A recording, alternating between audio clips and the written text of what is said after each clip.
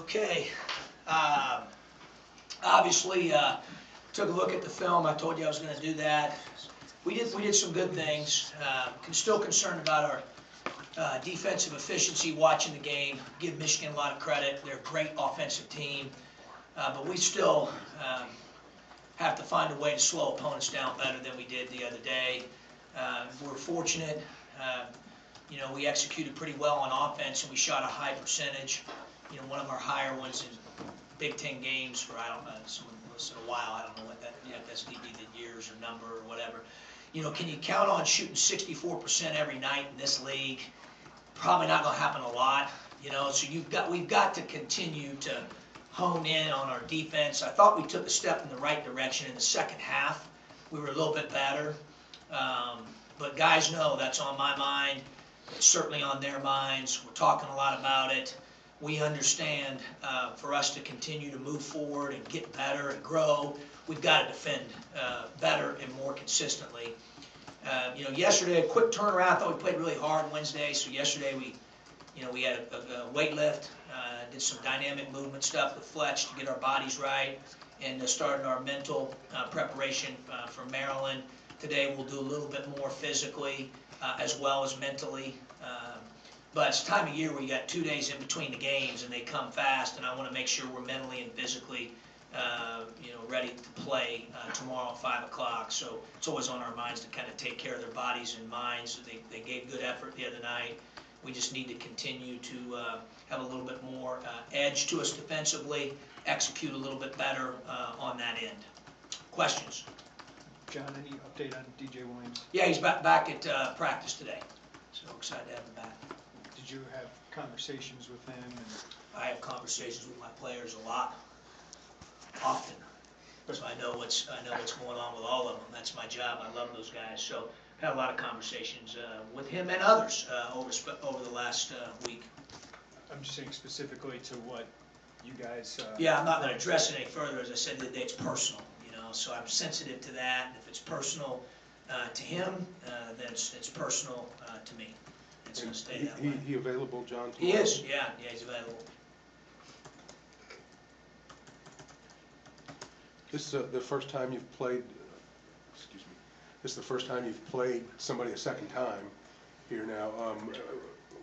What has Maryland changed? It hadn't been that long ago. Has Maryland changed a little bit? I know they've got maybe somebody healthy. Yeah, Dodd's probably the biggest change, Tup, and he brings a lot to their team. It's interesting watching him.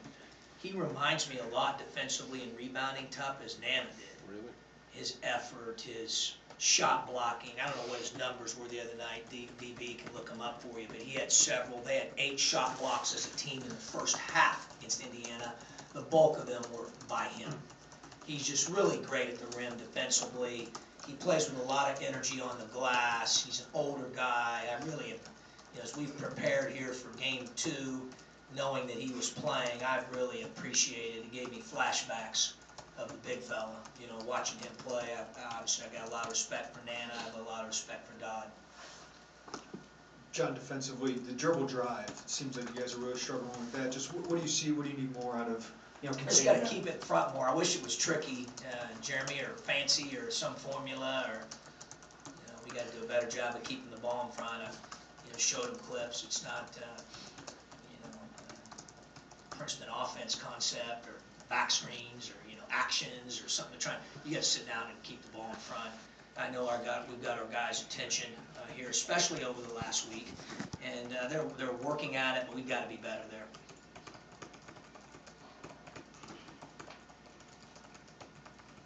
You talked about how efficient the offense was against Michigan in 21 assists on 34 makes.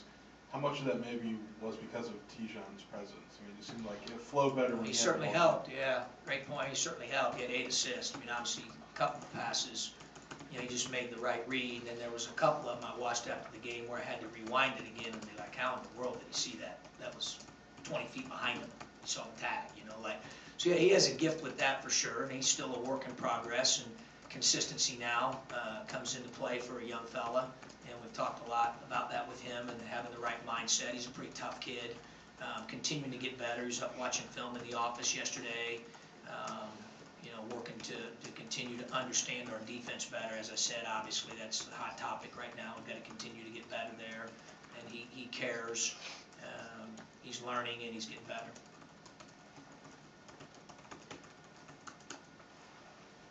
In the back. In the back, making them work a little bit. Notate or Thorne Wednesday night. Was that kind of a flow of the game thing, or was that maybe more a mental day for them? Flow of the game thing. I certainly didn't go into the game saying that, hey, I'm not going to play him. That's not. We got to have everybody ready. Strength in numbers. I've said that before.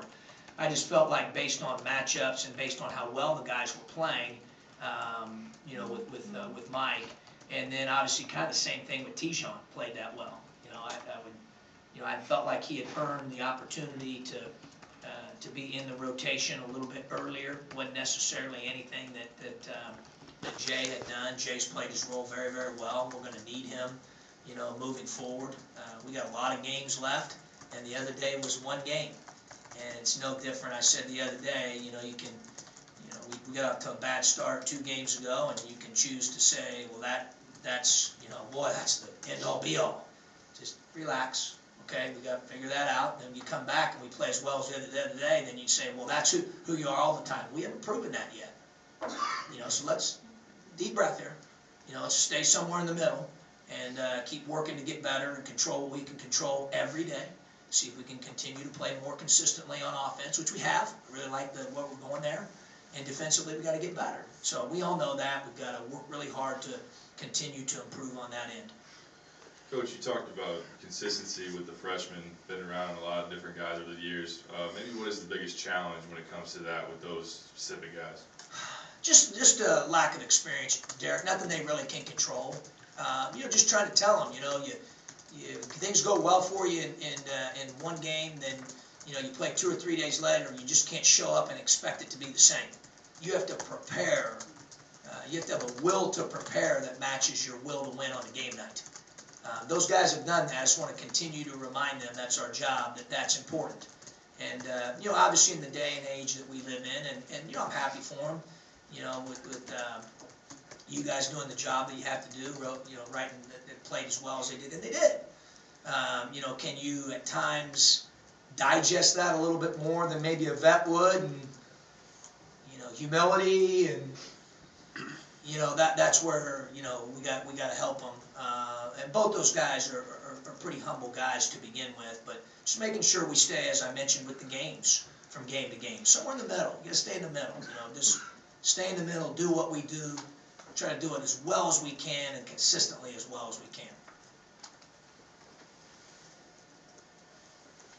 John, I was interested to hear you talk about Maverick a little bit. It seems like big guys sometimes develop a little more slowly, and maybe it isn't until the 3rd year when you see things click in and Sure. and they start to get it. Could you just talk about what he's done, and were there things where lights went on for him where now when you go out there, I mean, you've talked about wanting to see consistency from players, maybe as much as almost anybody you've got now. He's kind of giving you some consistency at his position. He really has, Tup. He's improved. I think, obviously last year when we got put in the situation, which, as I said before, necessarily wasn't enjoyable when we didn't have much depth and had guys out. He got put in a situation where he got an opportunity a little bit more than normal. He took advantage of that. I was really excited about how he finished the season last year, and then I think that really spurred him Tup into having just a great offseason. Whether it was, he went to train when he was back at home at IMG, or, on his own. He made that decision on his own, and wanted to invest more, the way he approached the spring, the way he approached the summer. I think he started to see, success kind of breeds success. You hear that, and I think that motivated him. Had a great off season, and has just continued to really climb and improve. But you're right. He's been consistent so far for the most part. He needs to continue to be that for us. And really, he's consistent at both ends of the floor. When I look at all the different things analytically, his impact on the game, both offensively and defensively, is very solid. John, Jalen Coleman lands. Is he becoming a more dynamic offensive player? Like, what have you seen out of his evolution? I think he's, I mentioned this the other day. I mean, really what he's done is amazing because he really hasn't had full training. We beat that like a dead horse, and I can't emphasize that enough. That's hard for, I'm looking forward to him having, obviously, that's down the road, but getting a chance to get full training with no limitations at all, hopefully God will bless us with that type of outcome for him. But in the meantime, right now, I think what you see is a guy that's getting better every day, getting better defensively, starting to figure out, Jeremy, when to use the dribble. It's one thing to dribble, it's another thing to use it wisely. And the other day, I thought he used it pretty wisely. He had the behind the back pass Tijon through where I told you I was about to tackle him, and then he had J. Cole had the one where he reloaded 3 times and drove it right into a gap that was crowded. They stole it and laid it in. Those are the ones we don't want. But he had 4 or 5 others that were really good plays. And I think he's figured out how to slow the game down a little bit with that. And I would agree with you. I think he's starting to have a feel for when to use that dribble. He had 4 assists at halftime the other day. I thought he was under control, jump stopped, wasn't rushed, didn't run in there and just throw up stuff like he might have in the past at the end of the dribble drive. I think he's getting better there. I would agree with you on that. Coach up here. Talking about specifically the lineup you went with, Matt starting, Lucas and Nichols getting way more minutes. That lineup and going with players like that with more minutes, specifically against Maryland, how do they match up a little different having those guys on the court? Hoping that you have a different result against Maryland, especially with the guard play that Terps had. Yeah, obviously they've got terrific guard play. The 2-point guards that they play together are very difficult to keep in front for any team.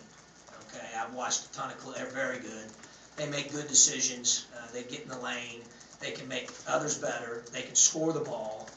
They're very, very, very good. And you're right. Each game's different. I think it's a great point. Every team has its strengths, more so maybe in a certain area than others, and vice versa. And obviously the big challenge is they've got great guard play. Dodd coming back makes them a little bit different. And then they're shooting the ball really well. I like their freshmen. Jackson had a great game in game 1. Herder has made big shots. In fact, I think he had a game between the first one and this one tomorrow where he made 7 threes. You look at his league stats from a shooting perspective, they're off the charts. Wiley, Nick can shoot the ball. I mean, they've got really good players. So it is different. They do play a little bit differently.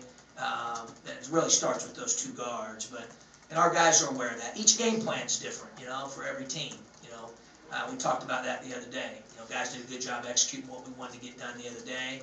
Now this is a different one. We got 2 days. You got to digest it, and we got to make certain adaptations that we need to make heading into tomorrow's game because it is a different opponent. One second. Kemper got an offensive rebound on his own miss and didn't go to the floor before that. I mean, he did it in one move, and then Tijon can really play with pace. Did those guys give a little more athleticism, maybe? Yeah, especially Tijon, especially laterally, is pretty gifted. Scott moving his feet, and then Kipper's a good athlete, just period, in terms of running, jumping, moving laterally. Right now his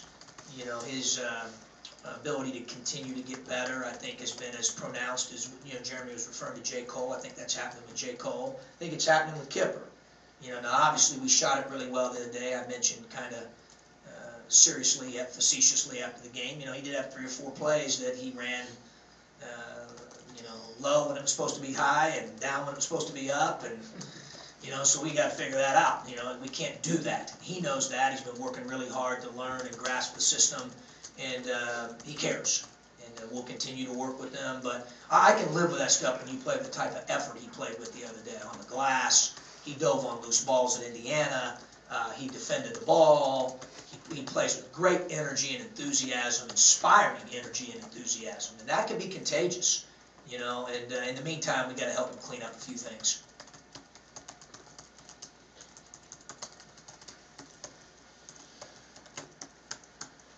Coach talked about certain guys maybe not getting too high, but for some who maybe were struggling, LeBron getting some buckets the other night had to have been good for him.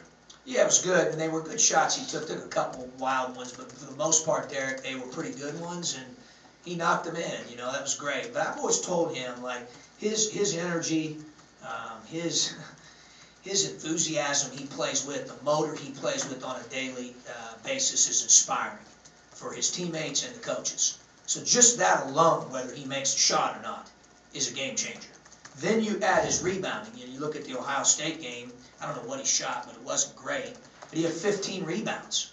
I mean, that's ridiculous. Like, just, he can find ways, I guess is my point, Derek, other than just throwing the ball in the hole, which we all want to make every shot, but he has a gift with his enthusiasm, his motor, his energy, his rebounding, that he can impact and add value at a very high level without scoring a basket. And that's pretty unique. Up until now, Big Ten's been road, home, road, home. How's it benefit you not having to get on a plane or a bus after Wednesday? Well, we don't mind. I mean, we're unconditional with that. I mean, my wife likes it a lot, but, because that means I'm home, at least home, most of the time, really, really late. Last night I got home. She usually puts Kate in bed at 8:30, so I show up at 8:28. I'm hustling. I want to see Kate. She's already got her in bed, so she blamed that on poor communication. She said that's, you're trying to teach the guys transition defense, KB, communication, and you didn't communicate with me. It's a good lesson for you. So she's still teaching me lessons at age 45. But she likes it. But we travel. The way we travel allows us to get in and out of there pretty quickly. So, but it's nice. It's great to be home from the standpoint of playing in front of our fans. I thought our fans were good the other day. They were great in the Ohio State game. They know when to get loud. I've always said that. They've been great. We really appreciate them. As Malcolm said, the ones that have supported us through thick and thin. We feel them and we appreciate them more than they know. So we're thankful for that.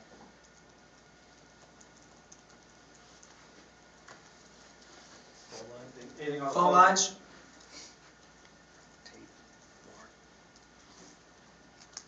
I don't hear anything else in the room. Okay, thanks, guys. Thank you, appreciate it.